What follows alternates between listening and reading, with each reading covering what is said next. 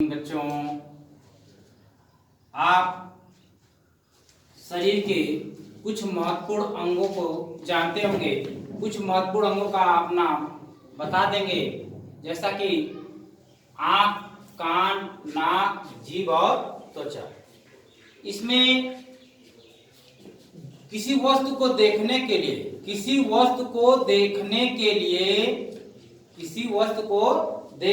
लिए जिस अंग का प्रयोग किया जाता है, किसी वस्तु को देखने के लिए जिस अंग का प्रयोग किया जाता है उसका नाम क्या होता है? आंख। तो बच्चे, आंख को मानव नेत्र भी कहते हैं, ह्यूमन आई भी कहते हैं। तो आज हम लोग आंख यानी मानव नेत्र के विषय में अध्ययन करेंगे। क्या अध्ययन करेंगे? मानव नेत्र। मानव नेत्र है क्या, इसकी चर्चा हम लोग करेंगे। तो सबसे पहले हम यह जानेंगे कि मानव नेत्र है क्या। यह मनुष्यों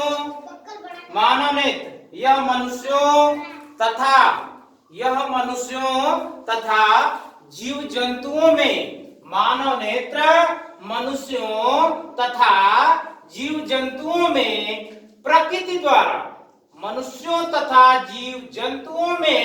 प्रकृति द्वारा प्रदान किया गया एक बहुमूल्य रत्न है। क्या है? एक बहुमूल्य रत्न है। इसमें प्रतिबिंब आंख की रेटिना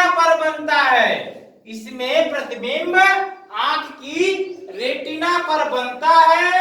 यह फोटो कैमरे जैसा कार्य करता है। कैसा कार्य करता है? फोटो कैमरे जैसा। इसकी संरचना इस प्रकार है। सबसे पहले हम लोग फिगर की तरफ चलते हैं। देखें, सबसे पहले जो सबसे ऊपर की परत है, सबसे ऊपरी परत जो दिख रही है, यह परत क्या है? दृढ़ पटल। उसके बाद उससे जुड़ी हुई जो दूसरी परत है, उससे नीचे, वो क्या है? रक्त पटल। उसके बाद उससे जुड़ी हुई जो तीसरी परत है और सबसे महत्वपूर्ण परत है, वह है रेटिना। क्या है? रेटिना। उसके बाद उससे आगे की तरफ जलीद्रव, कार्निया, नेत्र लेंस, पुतली, काचाग्र, पीत बिंदु, अंध बिंदु, प्रकाश सिराएं, ऊपरी पलक, निचली पलक, कार्निया इत्यादि उसके अंग होते हैं। अब बारी से हम यह जानेंगे कि यह दृढ़ पटल होता क्या है। जो सबसे ऊपर की परत है दृढ़ पटल, वह होता क्या है, उसके विषय में हम लोग अध्ययन करेंगे। जैसा कि आप देख रहे हैं, यह वाला हिस्सा, यह हिस्सा दृढ़ पटल को शो कर रहा है। तो दृढ़ पटल है क्या? दृढ़ पटल यह खोखले गोले के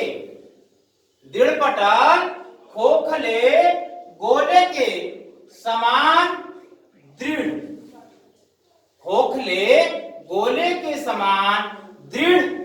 और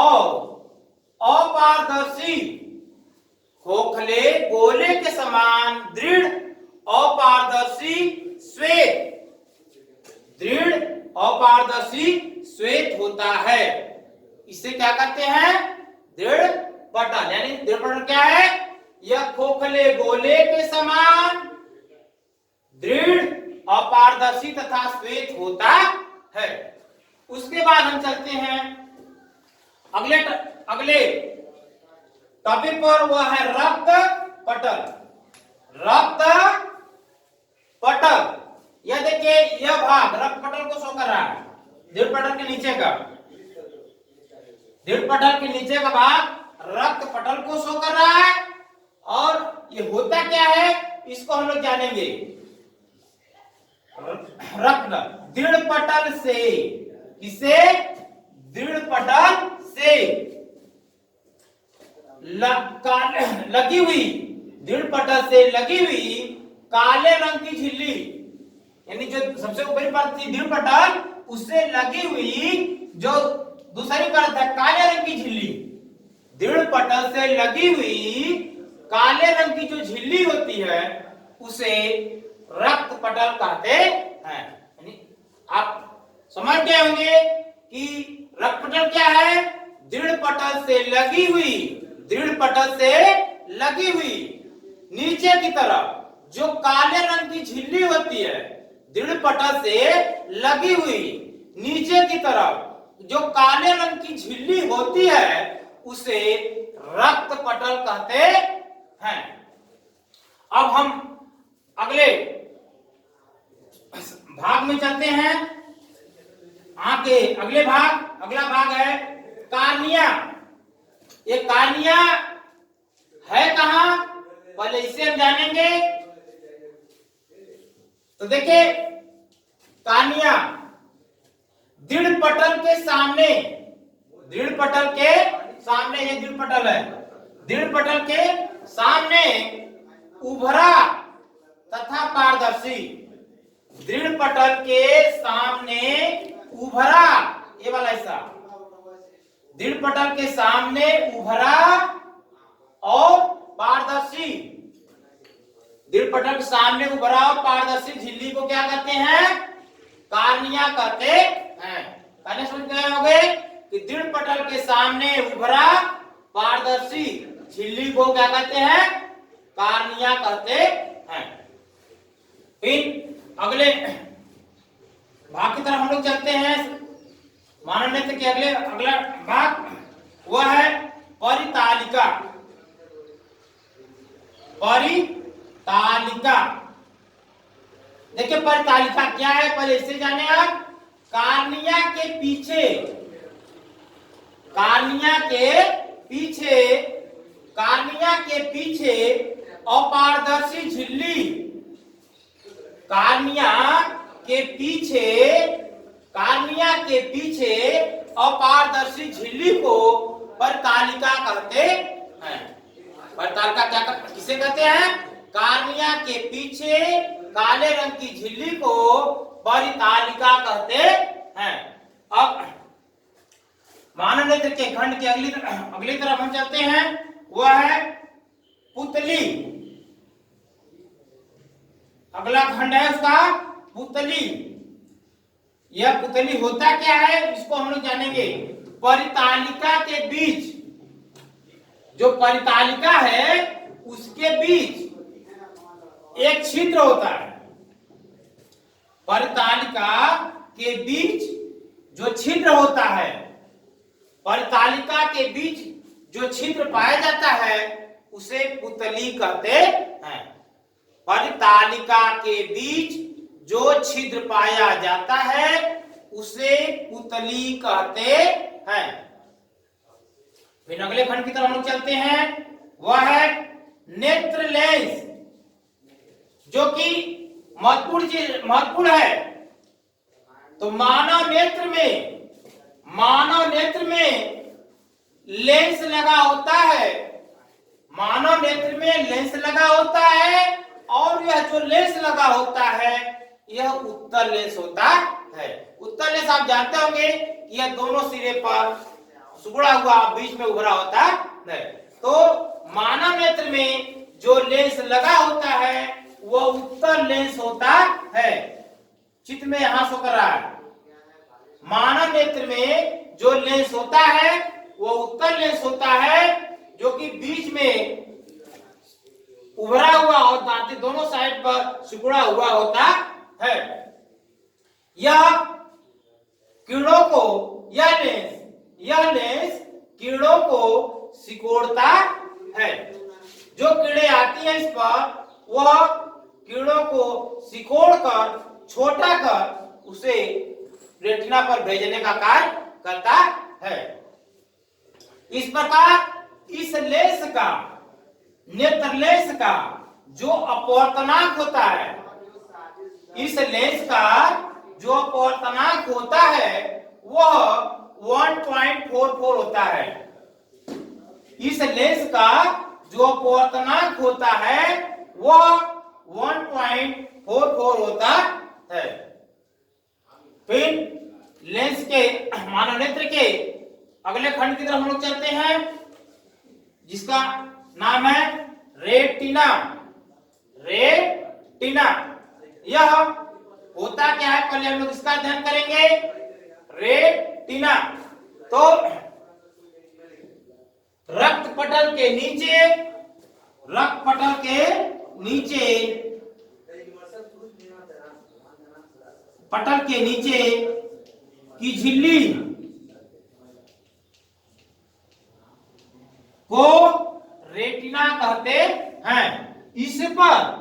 इसी पर वस्तु का प्रतिबिंब बनता है। यानी कहने का अर्थ है कि रक्त पटल से नीचे जो झिल्ली होती है उसे रेटिना कहते हैं, और किसी वस्तु का जो प्रतिबिंब बनता है वह इसी रेटिना पर बनता है। फिर मानव नेत्र के खंडन की तरफ हम लोग चलते हैं। अगला है काचाभ द्रव। मानव नेत्र में काचाभ द्रव होता है, वह कहां होता है उसको जानेंगे आप लोग। मानव नेत्र में काचाभ द्रव लेंस, नेत्र लेंस तथा दृढ़ पटल के मध्य, ये जो दृढ़ पटल है, लेंस और दृढ़ पटल के मध्य जो द्रव पाया जाता है, लेंस और दृढ़ पटल के मध्य जो द्रव पाया जाता है उसे काचाभ द्रव कहते हैं। लेंस तथा दृढ़ पटल के मध्य जो द्रव पाया जाता है उसे काचाभ द्रव कहते हैं। उसी के आगे हम लोग चलेंगे, वो है जलीय द्रव। जलीय द्रव, जलीय द्रव कार्निया, कार्निया तथा नेत्र लेंस, कार्निया तथा नेत्र लेंस, ये वाला कार्निया तथा नेत्र लेंस, कार्निया तथा नेत्र लेंस के बीच, कार्निया तथा नेत्र लेंस के बीच जो द्रव पाया जाता है, कार्निया तथा नेत्र लेंस के बीच जो द्रव पाया जाता है उसे जलीय द्रव, उसे जलीय द्रव कहते हैं।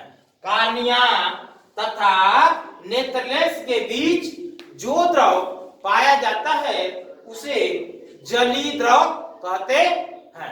इसे नमकीन द्रव के नाम से भी जानते हैं। इसे नमकीन द्रव के नाम से भी जानते हैं, जिसका अनुभव भी आप कभी कभी छोटे रहे होंगे, त्रासु वर्षा कर रहे होंगे या निरो रहे होंगे, तब उसका आकलन किए होंगे। वह जब आपकी आंख से अश्रु जब मुख तक पहुंचता है तो उसका जो स्वाद होता है वह जो आप लोग नमकीन खाते हैं उसी के स्वाद का होता है। इसीलिए इसको नमकीन द्रव के नाम से जाना जाता है। फिर मानव नेत्र के खंड के अगली तरफ हम लोग चलते हैं, वह है पीत बिंदु। पीत बिंदु, यह पीत बिंदु देखिए कहां है, दृढ़ पटल के बीचों बीच, दृढ़ पटल के बीचों बीच पीला,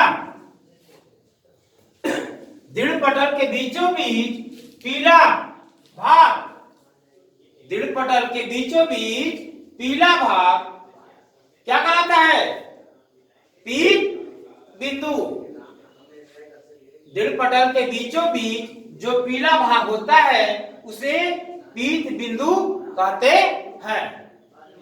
इसकी सुग्राह्यता, पीत यह पीले कलर का होता है, यह पीले कलर का होता है और इसकी सुग्राह्यता सबसे अधिक होता है।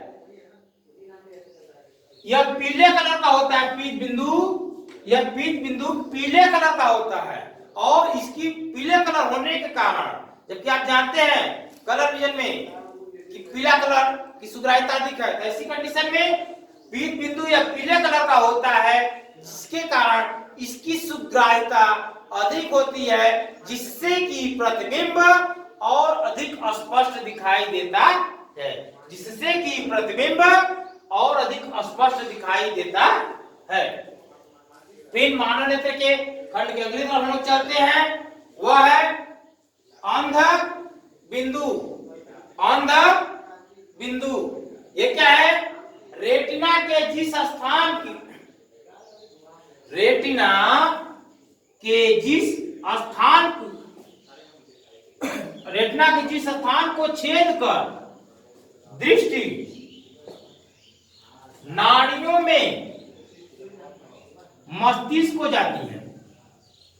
रेटिना के जिस स्थान को छेद कर नाड़ियां मस्तिष्क को जाती हैं, रेटिना के जिस स्थान को छेद कर दृष्टि नाड़ियां, रेटिना को छेद कर दृष्टि नाड़ियां मस्तिष्क को जाती हैं, रेटिना को छेद कर दृष्टि नाड़ियां मस्तिष्क को जाती है, जिसे अंध बिंदु कहते हैं। इसकी कार्यविधि, इस मानव नेत्र की जो कार्यविधि है, मानव नेत्र की कार्यविधि इस प्रकार है। मानव नेत्र का कार्य, मानव नेत्र का कार्य। तो बच्चों अब हम लोग पढ़ेंगे मानव नेत्र का कार्य। अभी तक तो हम लोगों ने मानव नेत्र की संरचना का अध्ययन किया और मानव नेत्र क्या है इसका अध्ययन किया। अब इसके अगले चरण में हम लोग पढ़ेंगे कि मानव नेत्र का कार्य, यानी यह जो मानव नेत्र है वह कैसे कार्य करता है।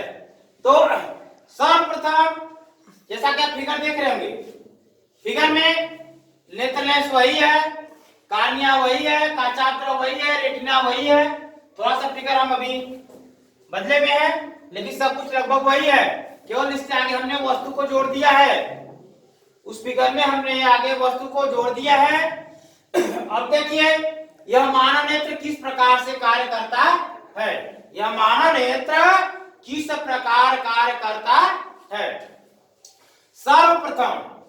सर्वप्रथम जिस वस्तु को देखनी होती है, सर्वप्रथम जिस वस्तु को देखनी होती है वहां से कीड़े चलकर